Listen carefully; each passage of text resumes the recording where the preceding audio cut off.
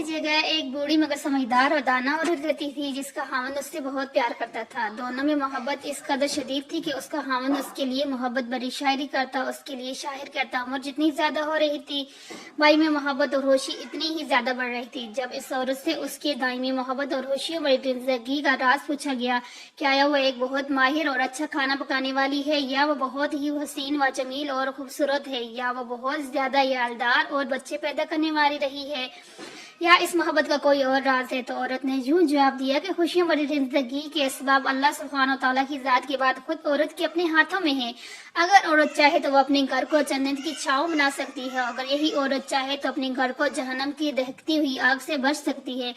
بس سوچیں کہ مال و دولت خوشیوں کے اسباب ہے۔ تاریخ کی کتنی مالدار عورتوں کی کہانیاں بڑی بڑی ہیں جن کے خاوند ان سے ان کے مال سمیت چھوڑ کر کنارہ کش ہو گئے، اور نہ ہی عیالدار اور بہت زیادہ بچے پیدا کرنے والی نہ کوئی خوبی ہے۔ کئی عورتوں نے 10 بچے پیدا کیے مگر نہ خاوند ان کے مشہور ہوئے، اور نہ ہی وہ اپنے خاوندوں سے کوئی خصوصی اتفاق اور محبت پا سکی، بلکہ بعد طلاق تک جا پہنچی۔ اچھے کھانا پکانا بھی کوئی خوبی نہیں۔ سارا دن کچن میں رہ کر مزے مزے کے کھانے پکا کر بھی عورتیں خاوندوں کے غلط معاملے کی شکایت کرتی نظر آتی ہیں اور خاوندوں کی نظر میں اپنی کوئی عزت نہیں بنا سکتی۔ تو پھر آپ ہی بتا دیں اس پرسردت اور خوشیوں بڑی زندگی کا راز کیا ہے، اور آپ اپنے خاوند کے درمیان پیش آنے والے مسائل اور مشکلات سے کس طرح نپٹا کرتی تھی؟ اس نے جواب دیا، جس وقت میرا خاوند غصے میں آتا تھا، اور بلا شبہ میرا خاوند بہت ہی غصیلا آدمی تھا، میں ان لمحات میں نہایت احترام کے ساتھ خاموشی اختیار کر لیا کرتی تھی۔ یہاں ایک بات واضح کر دوں کہ احترام کے ساتھ خاموشی کا یہ مطلب ہے کہ آنکھوں سے حقارت و نفرت نہ چل کے رہی ہو، اور نہ ہی مذاق اور مسخریہ پن دکھایا رہا ہو۔ آدمی بہت عقلمند ہوتا ہے، ایسی صورت میں وہ ایسے معاملات کو بانپ لیا کرتا ہے۔ اچھا، تو آپ ایسی صورت میں کمرے سے باہر کیوں نہیں چلی جایا کرتی تھی؟ اس نے کہا، خبردار ایسی حرکت مت کرنا، اس سے تو ایسا لگے گا تم اس سے فرار چاہتی ہو اور اس کا نقطہ نظریہ نہیں جاننا چاہتی۔ خاموش تو ضرور ہے، اس کے ساتھ ساتھ خاوند جو کچھ کہہ رہا ہے نہ صرف اس کا سننا بلکہ اس سے کہے ہوئے اتفاق کرنا بھی ہے۔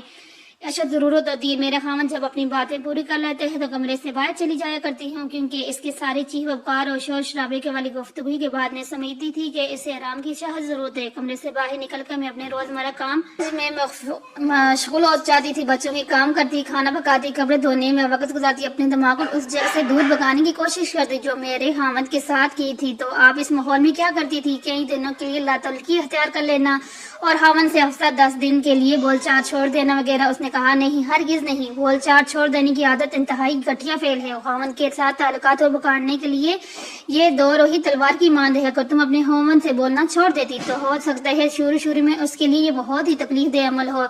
شروع میں وہ تم سے بولنا چاہے گا اور بولنے کی کوشش بھی کرے گا، لیکن جس طرح دن گزرتے جائیں گے اس کی عادت ہوتا چلا جائے گا۔ تم 1 ہفتے کے لیے بولنا چھوڑ دو گی تو اس میں تم سے 2 ہفتے تک نہ بولنے کی استعداد آ جائے گی، اور ہو سکتا ہے کہ تمہارے بغیر بھی رہنا سیکھ لے۔ خاوند کو ایسی عادت ڈالو کہ وہ تمہارے بغیر اپنا دم بھی گھٹتا ہوا محسوس کرے، گویا تم اس کے لیے آکسیجن کی مانند ہو، تم وہ پانی ہو جس کو وہ پی کر وہ زندہ رہ رہا ہے۔ اگر ہوا بننے ہے ٹھنڈی ہو لو تو فوا بنو، نہ کہ گرد ہو لو تو آندھی۔ اس کے بعد آپ کیا کرتی تھی؟ اس عورت نے کہا، میں 2 گھنٹے کے بعد کوئی زیادہ 2 گھنٹے سے چائے یا جوس لے کر ان کے پاس جاتی اور اسے نہایت اس طریقے سے کہتی، لیجیے چائے پیجیے۔ مجھے یقین ہوتا تھا کہ وہ ان لمحات میں اس چائے یا جوس کا ضرورت ہے۔ میرا یہ عمل اور اپنے خاوند کے ساتھ گفتگو اس طرح ہوتی کہ گویا ہمارے درمیان کوئی وسیلے یا لڑائی والی بات ہوئی نہیں، جبکہ اب میرا خوشو مجھ سے اصرار کر کے بار بار پوچھتا کہ کیا میں اس سے ناراض تو نہیں، جبکہ میرا ہر بار اس سے یہی جواب ہوتا کہ نہیں، میں تو ہرگز ناراض نہیں ہوں۔ اس کے بعد وہ ہمیشہ اپنے